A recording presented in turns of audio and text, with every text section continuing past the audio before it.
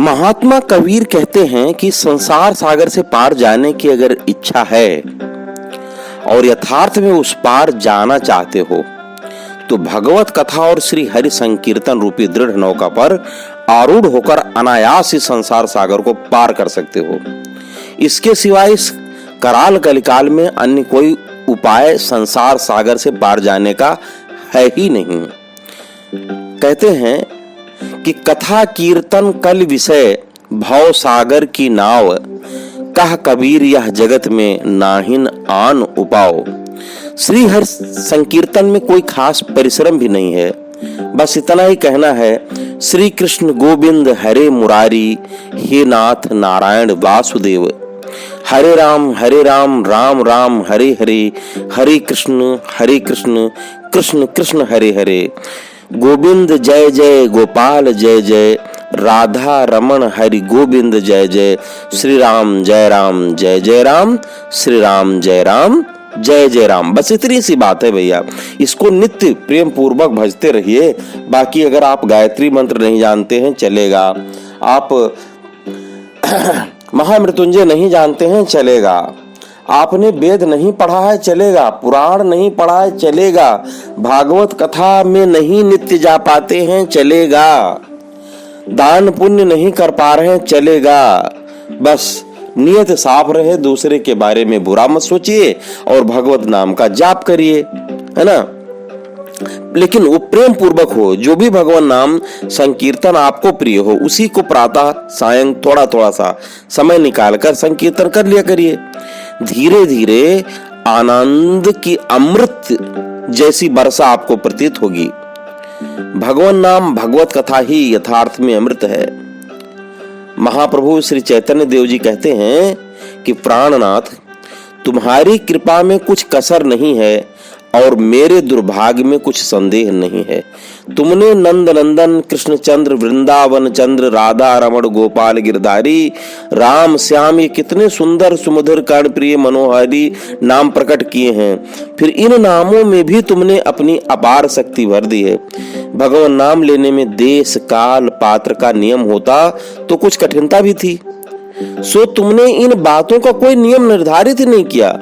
पुरुष हो या स्त्री, नपुंसक हो या ब्राह्मण हो, क्षत्रिय हो, शूद्र हो, आर्य हो, अनार्य हो, अर्थात कोई भी क्यों ना हो, सभी प्राणी शुचि अशुचि किसी भी अवस्था का विचार न करते हुए सभी समय में सर्वत्र उन भगवान नामों का संकीर्तन कर सकते हैं। हे भगवान, तुम्हारी तो जीवों पर इतनी महत कृपा है और मेरा ऐसा दुर्भाग्य कि तुम्हारे इन सुमधुर नामों में सच्चे हृदय से अनुराग ही उत्पन्न नहीं होता।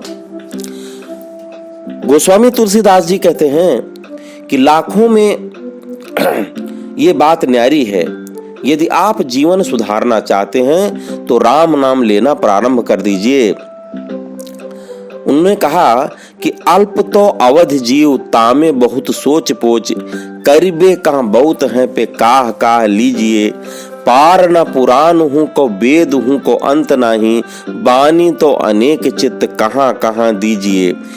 काव्य की कला अनेक छंद को प्रबंध बहु, राग तो रसीले रस कहाँ कहाँ पीजिए। लाखन में एक बात तुलसी बतायो जात, जन्म जो सुधारा चाहो तो राम नाम लीजिए। जीवन क्षणभंगुर है भैया, कलिकाल निरंतर घात में है। अतः प्रेम पूर्वक चलते फिरते बैठते उठते कार्य करते अहर्निश भगवान नामों का जिह्वा से स्मरण कीजिए। धीरे धीरे मन भी भगवान नाम स्मरण में साथ देने लगेगा। और भैया जब इसकी आदत पड़ जाएगी ना तो आप भी चिल्लाएंगे, क्या आपका अंत भी उसी नाम से होगा।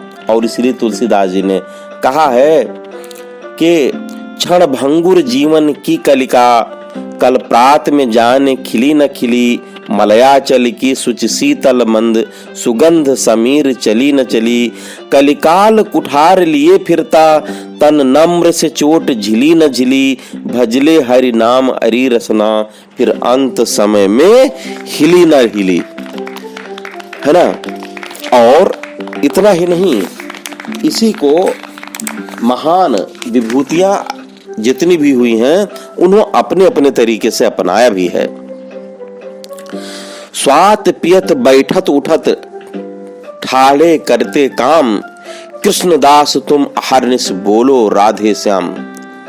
भैया देखिए, जो श्री हरि संकीर्तन, श्री हरि कथा एवं भक्त चरित से अनन्य प्रेम करते हैं, उनका अधिकांश समय श्री हरि कीर्तन, भगवत कथा, भगवत ज्ञाता, स्वाध्याय, सत्संग में ही व्यतीत होता है। तो आइए हम भी अपने जीवन का कुछ अंश श्री हरि संकीर्तन, श्री हरि कथा, स्वाध्याय एवं सत्संग में लगाकर अपने जीवन को क्यों न सफल बनाएं। मन भजले कृष्ण कन्हैया, तेरी पार लगेगी नैया। जय श्री कृष्णा।